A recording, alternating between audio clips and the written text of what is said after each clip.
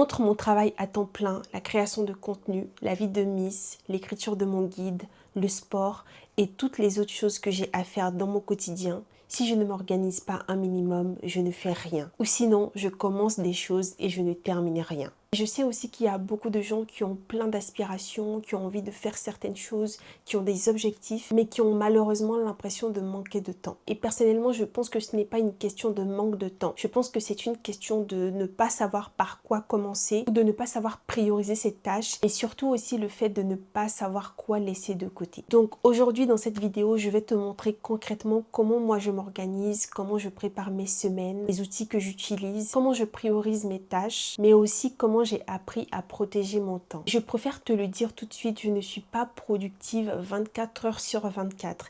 Il m'arrive aussi des moments où je procrastine, des jours où je prévois ma journée et il arrive des choses que je ne maîtrise pas forcément, qui viennent complètement perturber mes journées, donc ça peut arriver. Mais avec le temps, j'ai trouvé un système très simple qui me permet d'avancer réellement sur les choses qui sont réellement importantes pour moi, sans avoir l'impression d'être débordée. Et c'est ce système que je vais te présenter dans cette vidéo. Hello, bienvenue sur ma chaîne, j'espère que tu vas bien, que cette vidéo te trouve en parfaite santé. Personnellement, ça va, il fait beau, donc tout va bien. Si tu me découvres pour la première fois, je m'appelle Noura, et sur cette chaîne, je partage tous les éléments qui m'aident à devenir une meilleure version de moi-même, en espérant que cela puisse t'aider également. Donc si cela t'intéresse, n'hésite surtout pas à t'abonner. La première chose hyper importante si tu souhaites devenir plus organisé et plus productif, c'est de définir tes priorités. Avant même de parler d'organisation, tu dois définir quelles sont les priorités de la période de ta vie actuelle. Moi, par exemple, cette année, j'avais 3 priorités.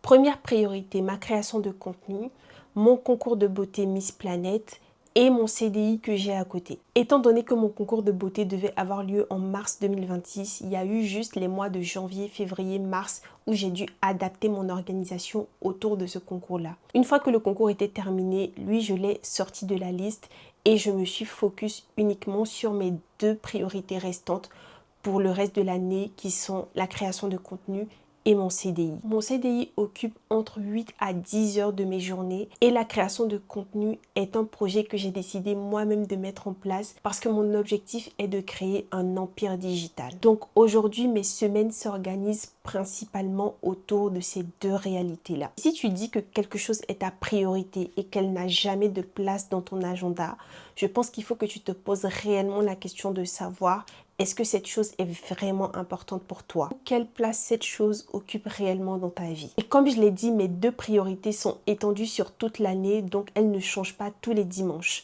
Mes semaines se ressemblent beaucoup, mais chaque semaine, je décide quand même comment ces priorités-là vont s'emboîter entre elles, en plus de toutes les autres choses que j'ai à faire à côté. Une fois que tu as défini tes priorités, la deuxième étape, c'est d'organiser tes semaines. Et pour ça, tu auras besoin d'un outil. Personnellement, j'utilise Google Agenda dans lequel je vais venir regrouper mes différents agendas, notamment mon agenda professionnel et mon agenda personnel. Dans mon agenda Google, je joue beaucoup avec les couleurs pour me permettre visuellement de pouvoir différencier quelle tâche appartient à quelle catégorie de ma vie. Donc tout ce que tu vas trouver en bleu relève du professionnel et tout ce qui est en jaune moutarde, c'est tout ce qui touche à la création de contenu. Une fois que tout ce qui relève du professionnel, donc en bleu, et de la création de contenu en jaune est calé, je viens caler tout ce qu'il y a en rose, donc tout ce qui relève de ma vie personnelle, notamment le sport, voir la famille, voir les amis, aller chez le médecin, aller à tel rendez-vous, aller faire les courses. Je me suis mise aussi des tâches qui sont répétées, notamment concernant la création de contenu. Je sais que tous les lundis de 17 h à 19 h,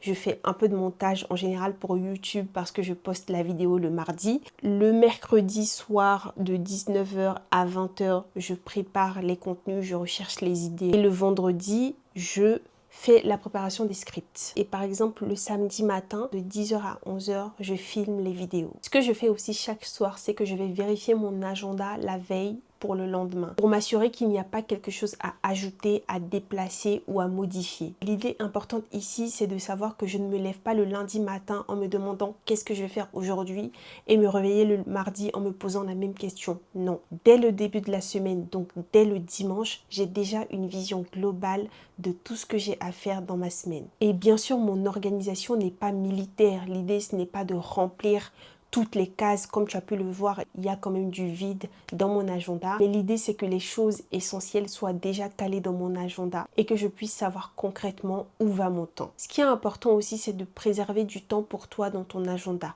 Du temps où tu ne fais rien, où tu te retrouves juste avec toi-même. Personnellement, moi, j'aime bien prendre le vendredi soir. C'est un moment que je considère comme étant le moment du solo date avec moi-même et j'aime trop faire ça. C'est une soirée pour moi où je ne fais rien, je prends soin de moi, ou sinon je suis devant un film, ou sinon je fais une sortie avec moi-même. Parce que quand on a un agenda qui est aussi chargé, c'est important d'apprendre à ralentir. Il peut arriver des semaines où je vais avoir beaucoup de choses en plus qui vont se rajouter à mon agenda et qui relèvent du domaine personnel. À ce moment-là, je vais utiliser un truc que j'ai appris à l'école qui s'appelle la matrice d'Eisenhower, qui te permet de prioriser ce qui est important et urgent et ce qui ne l'est pas. Je ne vais pas trop m'étaler sur cette matrice, mais je te mets toutes les informations nécessaires pour que tu puisses creuser. Si jamais tu as envie de l'utiliser, ça te permettra de t'aider à prioriser tes tâches. Un autre outil que j'utilise aussi beaucoup, c'est l'outil rappel qui est disponible dans Apple. J'utilise pour noter les petites choses qu'il ne faut pas que j'oublie au quotidien, pour aussi me décharger mentalement, parce que quand on n'écrit pas, forcément ça constitue une charge mentale. Donc moi je viens noter, par exemple là ce que tu peux voir, c'est que demain j'ai cours d'anglais à midi, donc c'est écrit et je sais que dès aujourd'hui j'ai le rappel qui me dit de ne pas oublier que demain midi j'ai cours d'anglais. Ensuite j'ai aussi fait une liste pour tout ce qui est anniversaire, donc je note tout comme ça, voilà, je sais que c'est des répétitions annuelles et je n'ai pas à me casser la tête en me disant faut pas que j'oublie l'anniversaire de un tel, parce que dans tous les cas c'est déjà noté dans mon agenda. Si par exemple tu t'es fixé pour objectif de poster une vidéo tous les jours à 17 h, tu peux mettre un rappel tous les jours à 17 h, poster ma vidéo YouTube. Voilà, ça c'est vraiment à toi de voir. Un autre outil qui peut t'aider également dans ton organisation au quotidien, c'est l'outil Notes disponible sur Apple. Là-dedans, moi vraiment j'ai toute ma vie dans Notes. Je note tout, je note mes idées de contenu, je note mes projets futurs. Et ce qui est bien dans Notes, c'est que tu peux écrire des notes et les partager avec quelqu'un. Donc si par exemple tu vis avec quelqu'un, si tu vis en couple, que tu as envie de partager, je sais pas moi, des notes avec ton partenaire, avec un ami, une amie, franchement c'est super pratique. Donc je te laisserai aussi découvrir cet outil-là qui est très simple d'utilisation. Tu pourras même utiliser le format liste comme ça ici qui te permet de faire des listes, d'écrire des choses, hop, t'écris et après une fois que c'est fait, tu viens juste checker, cocher pour dire que c'est bon. Donc ça par exemple aussi c'est quelque chose de super pratique pour s'organiser au quotidien. Là on arrive à une partie que je pense qui est l'une des plus importantes de cette vidéo, c'est le fait que quand tu souhaites devenir productif et organisé, tu vas devoir apprendre à dire non. Parce qu'aujourd'hui, si une sortie ou une proposition qui était imprévue vient empiéter sur ton temps ou sur l'énergie dont tu as besoin pour travailler sur tes projets, c'est sûr que tu vas devoir apprendre à dire non. Et sache que parfois ça ne plaît pas du tout. Certaines personnes vont te trouver moins disponible, on va trouver que tu as beaucoup changé et toi tu sais dans quelle période de ta vie tu es et tu sais quelles sont tes priorités actuelles. Et pour ça, il y aura forcément des sacrifices à faire. Et ça ne veut pas dire que tes proches ne comptent pas, parce que personnellement, moi, c'est important quand même que je passe du temps avec les gens autour de moi, avec ma famille, avec mes amis. Donc forcément, dans mon agenda, j'essaie toujours dans la semaine de garder du temps pour passer du temps avec eux. Mais j'ai conscience aussi que je ne peux plus dire oui à tout au détriment de mes priorités. Et sache que chaque fois que tu dis oui à quelque chose, tu es forcément en train de dire non à autre chose. Voilà, donc cette vidéo, elle est assez courte parce que comme tu peux le voir, je n'ai pas besoin d'utiliser des systèmes d'organisation compliqués. 3 outils, Google Agenda dans lequel je viens regrouper mes agendas professionnels et personnels, l'application Notes, l'application Rappel.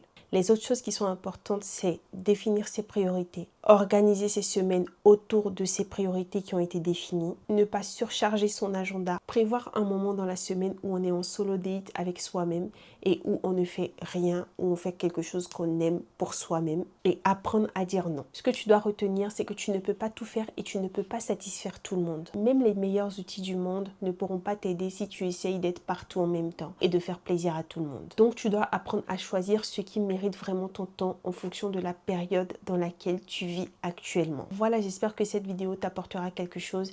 Si celle-ci t'a plu, n'hésite pas à liker, commenter, partager. N'hésite surtout pas également à t'abonner pour m'encourager et aussi pour ne pas manquer mes prochaines vidéos. Si tu as des questions ou si tu as tout simplement envie de discuter avec moi, n'hésite pas à me contacter sur mes différents réseaux sociaux. Et en attendant, je te fais plein de gros bisous et je te dis à très vite pour une nouvelle vidéo.